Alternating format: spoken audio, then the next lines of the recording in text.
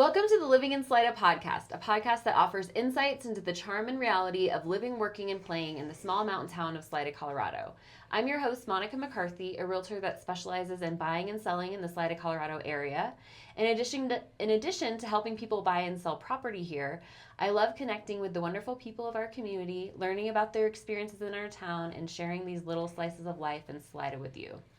After speaking with numerous people on this podcast and out in the community, I've learned that one way people can make Salida their home is to uncover a need in the community and then fill it. And with me today is a group of wonderful people who did just that.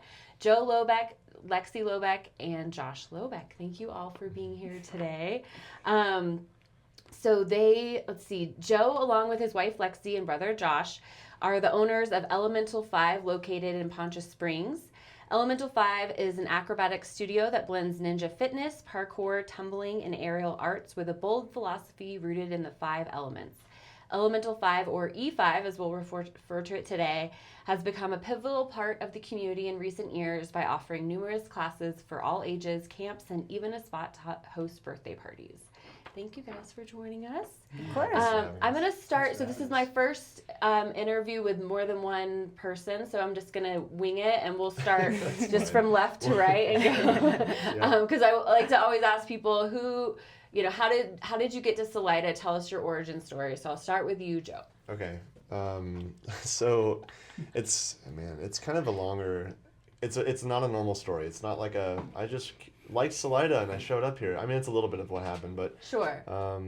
Originally, let's see, back in 2014 or so, I was exiting the Army, so I was in the military, and when I got out, I had like no sense of direction and purpose and like idea what to do. It was sort of like a what now, and I was living in Colorado Springs at that time, and so and I grew up in Colorado Springs mostly, so Colorado was very familiar territory. Salida had only been on the map for me as like the classic driving through to somewhere else, you know what I mean? And never going downtown, not knowing anything about it. But either way, I actually ended up deciding to, in sort of an attempt to like recalibrate into society from my time in the military, I ended up just like wandering around the state on foot, like Forrest Gump almost, And like you just decided to keep going. I did, yeah. I wanted to just like walk because honestly like.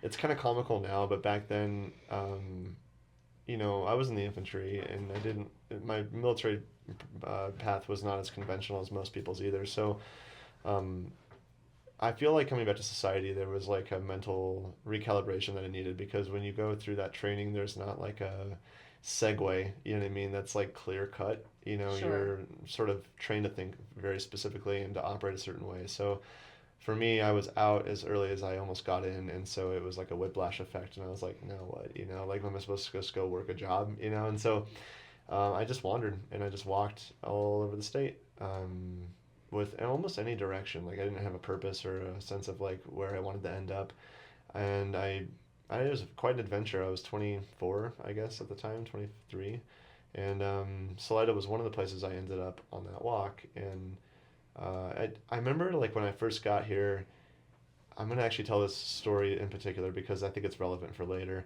Okay. There was a moment where I was walking down C Street on Sackett, right that corner. Okay. And Jennifer Dempsey, whom you interviewed earlier, I have a long relationship with her with the Circus. She used to live there, and I walked right in front of her house, and there's a woman on stilts, and I had never like been part of the circus culture community or anything, but I remember stopping, looking at the stilt walker and being like, huh. That's interesting, And then I just kept walking. Like it was like a pausing moment in time where I was like, and then I just kept walking. Well, years later, like I ended up leaving Salida, kept wandering, and then after like recalibrating fully and like feeling like I was kind of normalized again back into like a more normal headspace that I was before when I enlisted, I thought about all the places I visited in Colorado and realized that like Salida kind of spoke to me, or like there was a fond memories there, and it just felt weird to be in Salida in like a good way. So I ended up just coming back in 2015 in a car, and I classically like was that story of someone who just showed up in their car and was like, no place to live, no job, no nothing. I was just gonna like stay and just figure it out. Yeah, just figure it out, and that I did. And so I ended up meeting Jennifer Dempsey early on in my time here at Shedfest, which is the last farmers market of the year. She was setting up an aerial rig for a performance, and I was like spinning a staff or whatever at the park and just messing around. And then I wandered over to her and I said, "Do you need help setting that thing up? It looks heavy." And she's like, "Oh, that'd be great. Who are you?" And then we started talking. She goes, "Hey, what do you do with that stick?" I was like, "Oh, I just spin it." She goes, "You don't do that in the show?" And I was like, "What are you talking about, lady?" And she's like, "Here, put this on." She's doing me this like gaudy, awful clown outfit, and I was like, "Whatever," like suitable for like an 8-year-old. And I was like, "Okay." And I put it on and I spun the staff. I did some flips, and she's like, "That was amazing! Oh my gosh!" And everyone loved it. "Can you work with kids?" I was like, "Yes, I'm very comfortable working with kids." "Great, you should show up at the Boys and Girls Club and teach kids." I was like, "Cool." I was very yes oriented at that phase of my life. I just said yes to everything, and then. One thing led to another, and somehow my relationship with her just kept deepening, and then she just kept throwing stuff at me. She's kind of like a sink or swim person. Okay. So, anyways, there's more to obviously all that, but that's kind of how I ended up here. And so I just wandered, and then I ended up in staying put, and then I ended up becoming a circus artist. So I love that. What about Salida made you want to come back out of all of the other places in Colorado you did on your walkabout? Honestly, it sounds ridiculous and cheesy, and it is, but like what I did is I went to all the other towns I visited, and I sat in the town, and I sat quietly, and I just mentally went, should I stay? And then I just waited for a yes or no in my mind. Like I just waited to hear like a resounding yes or no, and if it said no, I just trusted that. Because when I was walking and wandering, I didn't really wander with much money or any resources or items, so like I learned to kind of move intuitively and really listen and pay attention to like what felt right. And so there are several towns I went to that was like a no, don't stay, just keep going. I said okay. So when I went and sat by the river here in Salida, I just sat down and I was like, should I stay? And I just remember this feeling inside was like, just stay put, don't go anywhere, just stay. Wow. Stay here. And I was like, okay, and I just trusted that and then stayed put. That's amazing. So, yeah. Well, I like that. That's one of the better ones I've heard, actually. I gotta give it to you. I need to write about it, honestly, because like it's a lot of ridiculous things happened that led up to all that. Sure, yeah. I know you're giving us the punctuated version, but yeah. It's fascinating. I love it. I think Salida does just draw people here. I think so. Pretty, yeah. I love that. Well, and I also think it's good for people who are maybe like looking for something in their life, because there's the nature of like the artistic side of Salida, which I think is very welcoming to people who are open-minded and like are searching for maybe something new. I feel like that's the nature of art, and it's like a kind of, if you're yes-oriented and you're kind of drawn to like a space to like redefine yourself, I think Salida can be very good for people. I love that. That's amazing. Yeah. Okay, so Lexi, tell us yours. How you made your way to here to Salida. Yeah, so fast forward to 2020. I was in Chicago. I had been living there for about a year and a half, going to circus school. And I think it was like January or February. Both of us actually met at a circus center, and we were training there. And Joe tells this story better than I do, but I have my version. It's a good old reliable like hand balancer juggling meat cute story. This could be a movie. I really do think it could be. Yeah. Do you want to tell it? Go ahead. Whichever one of you feels more comfortable telling. This is relevant to how you got here. In that point in my life, I was really focused on like trying to improve my hand balancing endurance, so standing on my hands as long as I could. Okay. And so my goal was 5 minutes. Wow. And I was just in my handstand for 5 minutes or so. Then I came down and Joe came over and he's like, "Hi, I'm Joe." When your head is like swimming.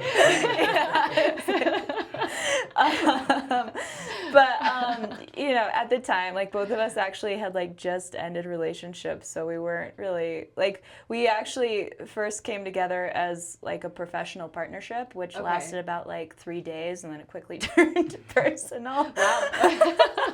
Wow. When you know, you know. Right? Kind of, yeah. Ironically, our first date ended up being on Valentine's Day. Aww. Weirdly enough, yeah. This is a movie. It really is. And we were actually dating for about 2.5 weeks or so when COVID started shutting down, and for that 2.5 weeks, half the time Joe was actually in a different country. So like we were dating for 2.5 weeks. I had seen him for about a week of that 2.5 weeks, and then COVID hit, and both of us were back in Chicago at that point, and we looked at each other and we were like, we don't want to stay in the city. I was actually working at like one of the like largest Whole Foods at the time, and I just like was seeing people actually fight over food and stuff like that, and like long lines of people trying to cash out like mountains of groceries and carts and stuff like that, and it was just kind of getting uncomfortable in that way. And so Joe's like, do you want to come back to Colorado with me? And I was like, you need to meet my parents first. That's good. Traditional girl. Yeah. I dragged him all the way to Michigan to spend a weekend with my parents. And then after dating for about 2.5 weeks and some change, I basically followed a man to Colorado. Sure, why not? And I mean, there's like more, there's more nuances in that. I know, yeah. It's the world's shutting down. Come with me. I mean, this was a good place to be. In like in the whole like considering all the circumstances, it felt like a really grounded decision at the time. Yeah. Stay with Tarzan. Yeah. But yeah, actually, I never looked back really. And so like, and part of the reason why we wanted to stay together is because we were very determined to build a like a partner circus duo, and so you need to train with that person, and if we were living in two different places, that just wasn't practical. Yeah. And so we actually kind of put our relationship through the crucible, like the first 6 months or so, doing really intensive partner acrobatic training. I remember that. Like if you, I don't know, we playfully say it's like if you need marriage therapy, maybe try partner acrobatics. Yeah, I feel like that's worse. I've talked about like, you know, it was like sharing a canoe and like, you know, like it's like that on steroids. Yeah. Like, can you do that together? Wow. Yeah. And then, you know, and then it's kind of, we just stayed, and we decided to build a family and build a business. Why you're home here. Yeah. Kind of, yeah. I love that. That's amazing. And okay, Josh, tell us. Okay. Mine's not as like serendipitous and cool as I That's say okay. yours is. But I can at least go back in time with how I remember how Joe was describing being in that state of like walking around. So, you know, if we go backwards to that time, I'm across the country over in the desert. I'm in the Marine Corps at this point, and I spent 5 years in the Corps.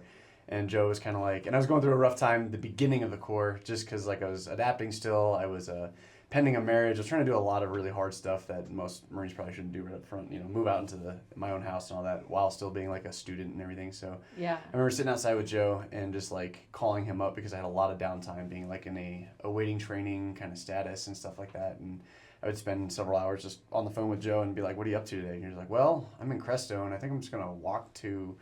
Where was it? I don't know, Salida or, you know, one of the neighboring towns. I'm like, how far is that? And I was like, geez, that's far. And I was like, where are you going to sleep? He's like, side of the road. I got a backpack and I was like, okay, dude, like, I'm going to call you tomorrow to make sure you're alive, you know, jokingly, but also like, you know, but also, like, what's he up to today? So, but anyway, you know, kind of fast forward a couple years, I'm doing military things, but I'm taking leave all the time and coming out to Salida for Christmas and summers and things like that. And town was really cool. We had a house where most of the family is kind of being put up in that Pinion Hills area of Salida there, and I always was like, you know, I'd love to come back and live here one day. I get out in 2018. I go through a kind of a rough divorce that marriage didn't work out, so now I'm living in the city, and I can always think back when I was a kid, like in high school, we went to Coronado High School in Colorado Springs, Front Range, really close to Garden of the Gods, and the thought process was always like, I want to get out of the city and live up in those mountains that are gorgeous. It's great to look at them, Front Range, but like, you know, you take trips from the city up and into the mountains, and you're like, man, and then you got to come back home, which is not there. Yeah. You know, so like the dream was always to like get away from the city and live up, you know, and closer to nature and where there's peace, you know. Absolutely. So when I got out of the military, I'm in the Springs. I'm trying to similar with Joe. You know, when you get out of I wasn't infantry, I was a combat arms guy. I shot Stinger missile and deployed once. So you're kind of like bred to be a certain way, and like you're like, okay, how do we plug back in? I jumped right out of military into college, going through a divorce, so really trying to figure out what's going on. That's a lot. It was a dark time. It was rough, but going through, it spent, I think, about 5 years in the Front Range doing like security, and I was teaching martial arts to kids and adults. Got a long background as a martial artist, and Joe and I were always dreaming and scheming like, hey, how do we build this really cool business? Like where the elements are part of the play. There's martial arts, there's acrobatics, there's all this stuff going on. Now, granted, right now E5 is all acrobatics, but we were still kind of like, okay, how do we do this? And I said, well, it starts with me getting up there probably. It's like, let's figure out the escape plan from the city and get up into the mountains. And I think, 3 years ago, came out here and set up shop. I was pregnant with Felix. Were you? Yeah. Holy Yeah. cow, yeah. Okay. It was about almost 3. Well, I think it was like just before you got pregnant though, because I remember being upstairs and you guys were like, "Hey, guess what?" And I'm like, "Oh boy, what?" You moved here right when I got pregnant with Felix. Okay, yeah. So anyway, I'm have another relationship now. My fiance and I actually we're getting married in a month here, so really excited. Yeah, that's exciting. We're gonna go elope on top of Cottonwood Pass, so it's as you do when you live out That's here. right. Yeah, it's like when in Rome. Yeah. We're in Salida where we want to live. I love it.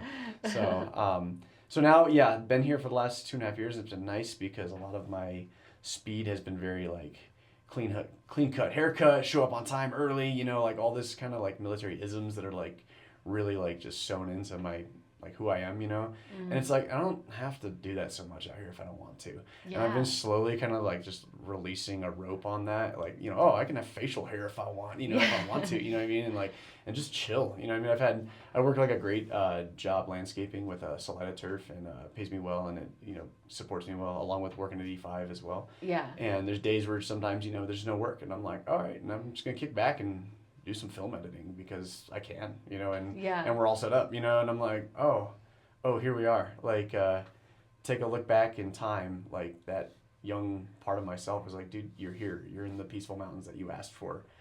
Live it. And I'm like, oh man, living at a cool business where like, kids, adults, teens can come in and like learn how to move better in a really sweet community, so that's my story. Pretty simple, No, I love that. Just kind of connected to Joe. Joe and I have always been kind of tethered a little bit by the hip, so we're like, hey, what do we want to do with this and that? How many years apart are you guys? 18 months, so a year and a half. Irish twins, is that what they call it? Yeah, not quite. No? You're like, I think technically Irish twins who have to be 12 months apart. Oh, is that what it is? Oh, okay, I cool. thought it was, We're close. I don't know. Yeah, I don't know what it is. Did you look it I up or was something? corrected. I was corrected. Were you were you? corrected? Okay. Okay, I I'm was not going to corrected. correct you then. Hold on. Because I was like, yeah, I have my own Joe and assumption. Josh are Irish twins, and someone is like, Someone no, hit you with a they're whip. not. It said no. Are they 12 months? It's like, I mean, regardless, their mom very definitely got pregnant, like 2 under 2, like seriously. That's tough. We still play those roles pretty well though. Joe and I have been pretty tight as brothers, and just there's an older and younger brother like dynamic, but not by much, So it's like more like a partnership. Exactly. Yeah, so I guess tell us a little bit. So you had, I guess, early on talks of starting a business. So how did this one here, the Elemental 5 that we've been talking about, come to fruition? Oh, well, yeah, if you want to take some. I was just talking, bro. So grab the Lexi. let's see here. So Josh and I grew up as martial artists primarily, and like our discipline and like what we really committed ourselves to. That was what we really focused in on at a young age, and then we got later into acrobatics in our teens, and so like when parkour started to become a thing in the U.S., we were like trying to flip off like those green electrical boxes outside that you probably shouldn't play on. Like that's like our old school style of practice. But regardless, the martial arts we took influenced us in various ways, and one of the ways was we did learn. They were all Japanese grounded martial arts, and so. In the martial art like world, depending on the school you go to, you usually get a lot of influence onto like the culture from where it came from and the philosophical history and sometimes the religions that are tied to that and so on and so forth. And the elements that we present through E5 were part of the sort of philosophical grounding of the martial arts we trained through. And you can find those elemental themes like embedded in like certain practices of Buddhism and whatnot. So this is not like something we just made up, you know what I mean? Yeah. So anyways, that was always with us, like mentally, through our training. But then over time, when I was in college, I had studied, before I went in the military, I had studied sports conditioning and health sciences and training like this. And so at our school, one of the things I wanted to offer was like I wanted to create a better fitness program for the students who went there, and so I was like, I wonder if I can take like the elements and blend it with like fitness, you know what I mean?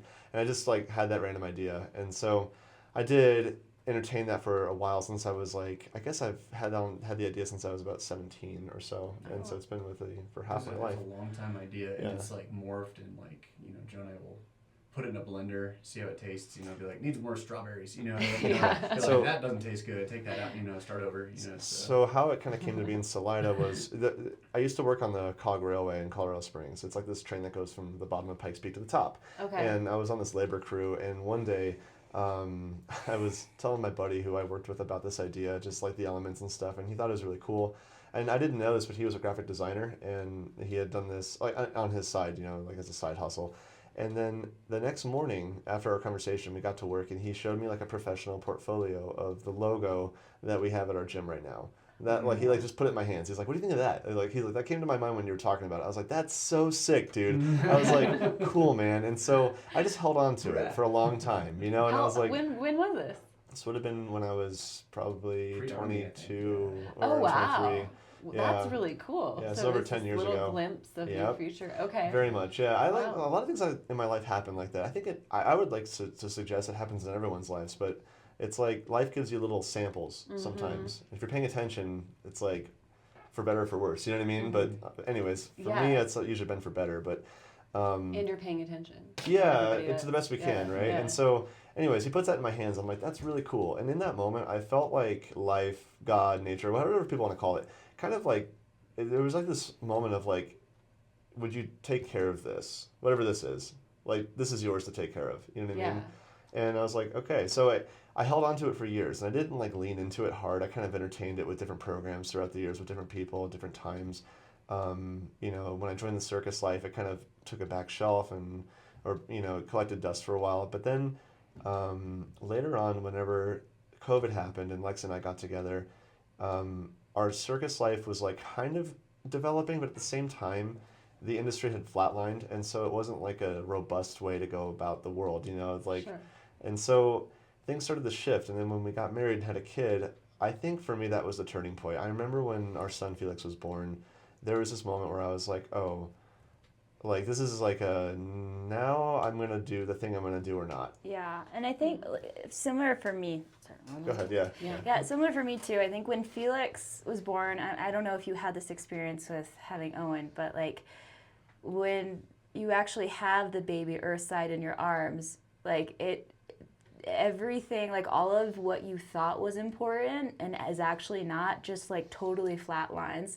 And it's way easier to say no to the things that you want to do and choose the things that you actually do. And so priorities shift, and yeah, like I felt like when we had Felix, our life as we knew it kind of like crumbled. Like we almost like started from ground zero. But in a really brilliant way for us to be able to rebuild it in a way that we wanted to. Yeah. Right. Yeah, so I would say that's very accurate. And I think for me it was like when he was born, well, on the practical side, there's sort of like an ethereal like way to view it. Like there's this sort of mystical thing that happens when you have a kid. But on the practical side of things, Lexi and I are circus artists, and I'm like, I knew some people who had kids and they were circus artists and they went around the world and did that stuff with their infant, but I'm like, I don't know, it just didn't speak to me. I was like, I don't want to try that, because I know we could do it, but it just felt like wrong. I felt like it was pushing a boulder uphill. And so that kind of like just forced me to think like, if I'm going to stay here, I've worked for enough people, I've disappointed enough employers in this town to be like, I don't want to keep doing that. You know what I mean? So like, I need to just build out what I want to build out deep down right now, like now. And it's not like the timing's right. I had no idea where we were going to do this. It's not like Salida Realty, as you know, and commercial realty is like available by leaps and bounds. So I was like, I have no idea how to do this, And so I was like, but screw it. I'm just gonna like put my mind to it. I'm gonna really dial in and I'm gonna focus and that'll be that. And then it's like, and then the things just lined up somehow. So I don't know. I'm like, I don't know if that's like skill or if that's luck or a little bit of both, And but the gym came out from that, and and I knew that the concept that we held on to, the Elemental 5 like theme, I knew our background working with kids, and Josh was in the picture. The timing was right. I was like, we're really good coaches. We know how to work with kids. I know Salida needs this because I've worked with kids a long time here, and I know the market pretty well, and I know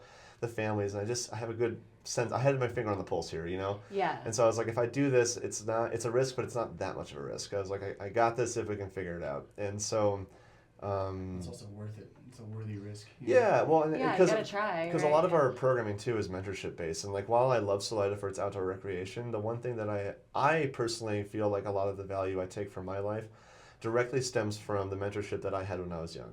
Like I have very clear memories and experiences from people who were adults that properly guided Josh and I from a young age, and I'm like formed me deeply, as like to the person I'm proud to be today. Yeah. And so I was like, I want to be that role for as many other kids as I can. And like, I want to be in that role because I know how important and valuable it can be. That's and amazing. Life-changing, not in the moment, but in 10 years, a lot of these kids will remember this place in a profound way. And so I just know that to be the case. So boy, some of the kids we're building too right now. Mm-hmm. We're seeing some serious potential.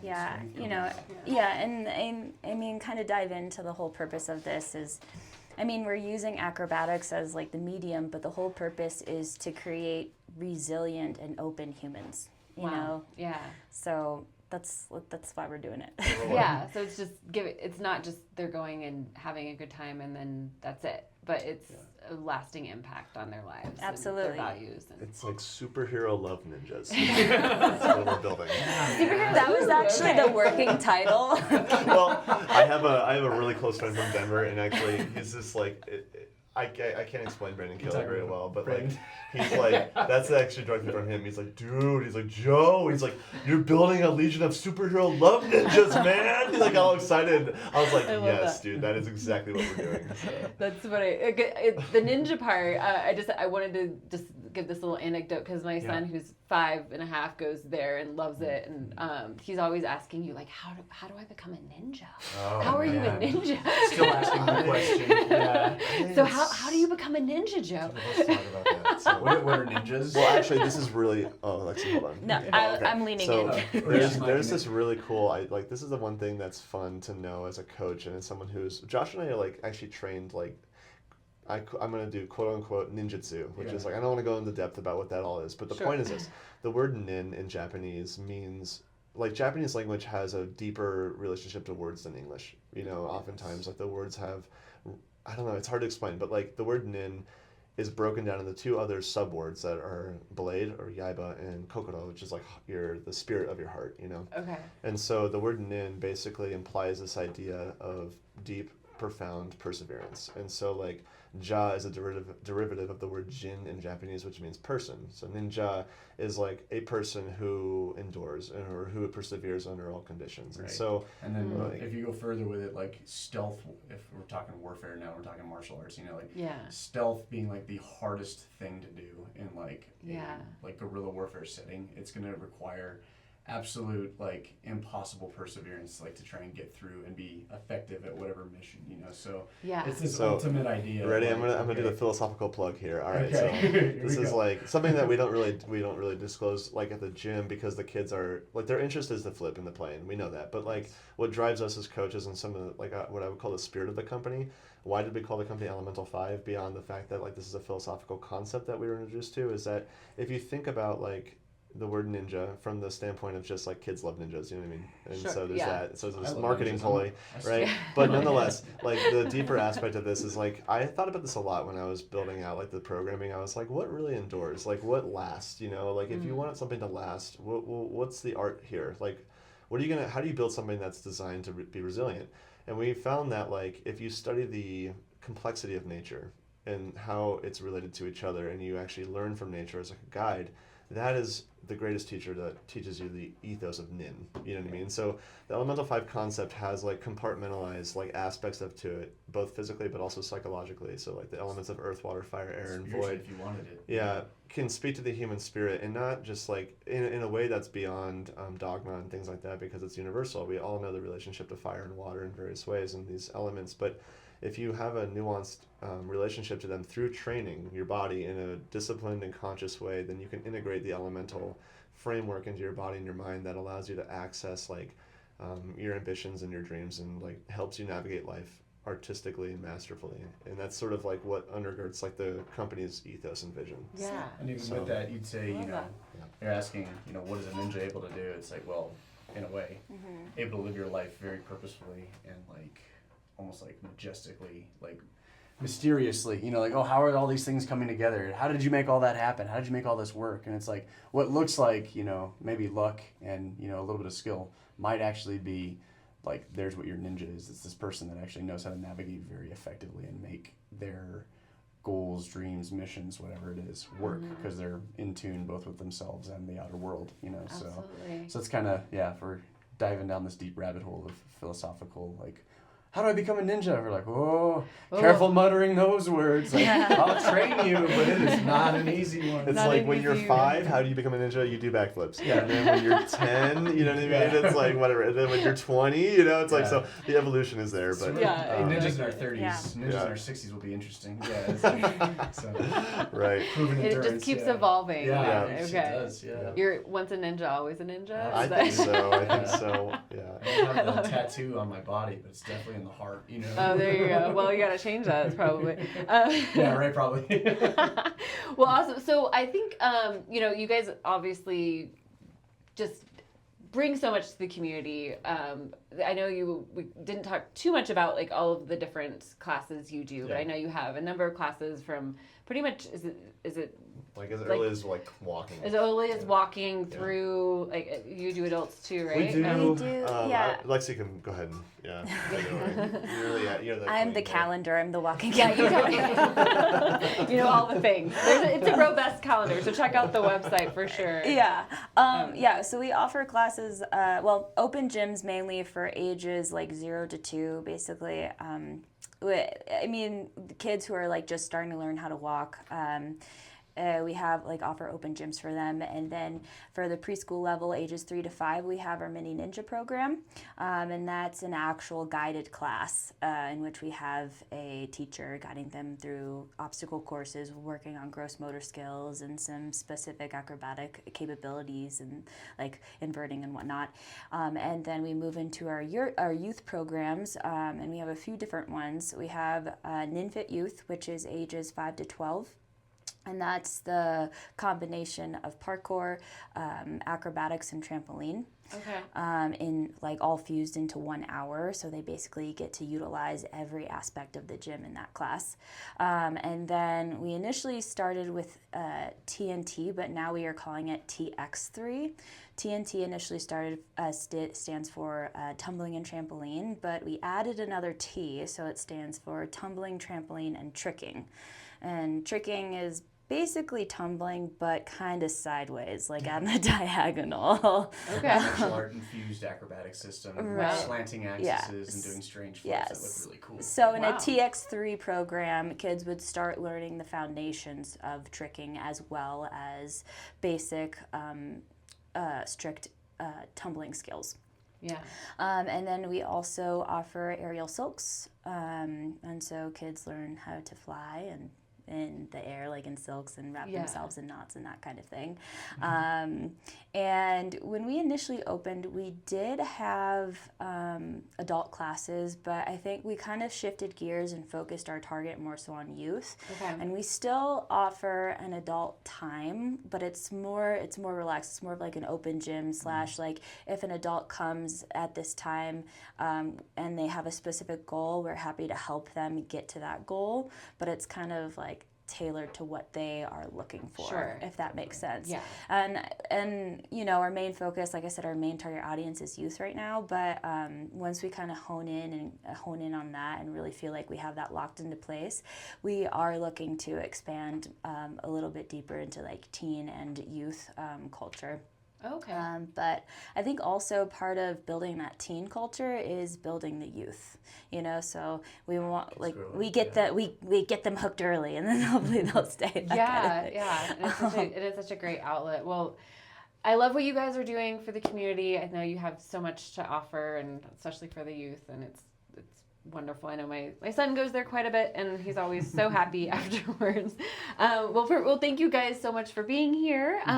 Thanks for listening. Again, I'm Monica McCarthy, a realtor who specializes in Salida and surrounding areas.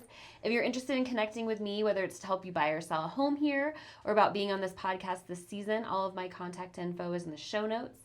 And if you like this podcast, please share it with a friend. You can learn more about Salida, Colorado and the real estate market here on my YouTube channel, Living in Salida, Colorado.